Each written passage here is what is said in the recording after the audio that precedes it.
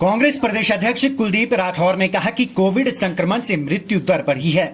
Akhil Bharatiya Congress committee के आह्वान पर पूरे देश में सभी प्रदेशों के राज्यपाल के माध्यम से राष्ट्रपति को ज्ञापन सौंपा जा रहा है। देश में वैक्सीनेशन की रफ्तार धीमी गति से चल रही है। इस रफ्तार से टीकाकरण में बरसों लग जाएंगे। अभी देश में प्रतिदिन केवल 16 लाख लोगों को ही टीका लग रहा है। उन्होंने कहा कि एक दिन में 1 करोड़ लोगों को टीका लगना चाहिए, तभी महामारी पर काबू पाया जा सकता है। वहीं प्रदेश के बॉर्डर पर बढ़ रही चीन की गतिविधियों को भी राज्यपाल के ध्यान में लाया गया है। इसके अलावा कांग्रेस ने अपने कार्यालय के 2 फ्लोर कोविड मरीजों के इलाज के लिए देने का प्रस्ताव दिया है।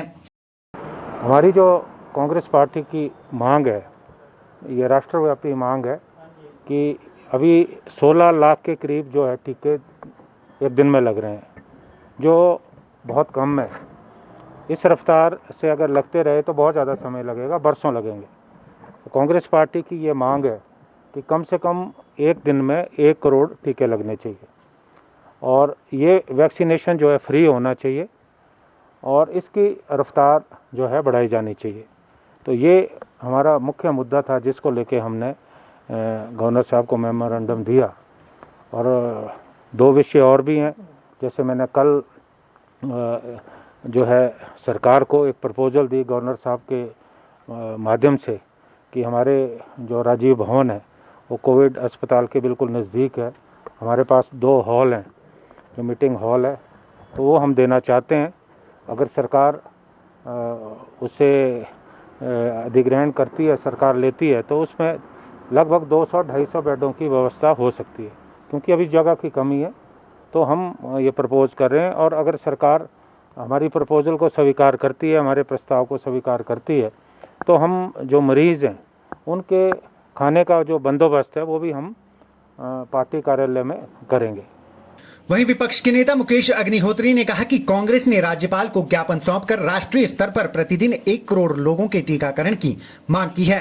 उन्होंने कहा कि टीकाकरण पंचवर्षीय योजना बन गई है। कोरोना से मरने वालों को महामारी कानून के तहत 4 लाख की राशि दी जानी चाहिए। आपदा कानून के तहत इसका प्रावधान है जो प्रभावितों को मिलना चाहिए। अनाथ बच्चों के लिए 2500 रुपए की राहत का पहले से ही प्रावधान है, जो अब कुल मिलाकर 4500 बनता है, लेकिन सरकार ने इसे घटाकर 3500 रुपए कर दिया है। उन्होंने कहा कि ड्यूटी के दौरान कोरोना से मरने वाले लोगों के परिवारों को सरकार ने कोई राहत नहीं दी है। कोरोना के कारण लगे लॉकडाउन से प्रभावित हुए कारोबारियों के लिए सरकार ने कुछ नहीं किया।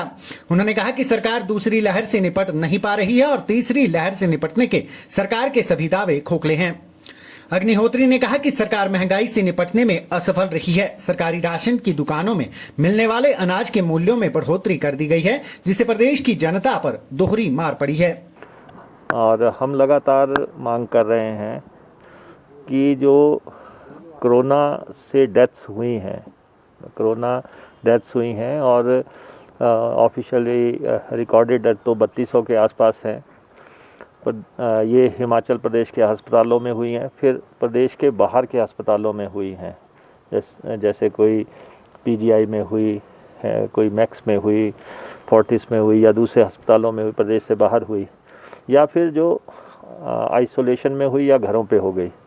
हमारा ये मानना है कि जो भी लोग कोरोना से डेथ्स हुई हैं उसको महामारी कानून के तहत, जैसे एक्सीडेंट में पैसे दिए जाते हैं 4 लाख रुपया, सरकार इन सब डेथ्स में जो है ये राशि प्रदान करे।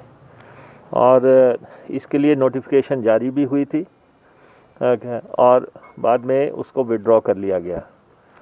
और ये डिज़ास्टर एक्ट के तहत भी प्रावधान है, नहीं है तो सरकार प्रावधान करे कि जैसे एक्सीडेंट में मिलता है ये पैसा 4 लाख रुपया हर हालत में उन परिवारों का पैसा है और उनके साथ धोखा नहीं होना चाहिए किसी भी तरह से।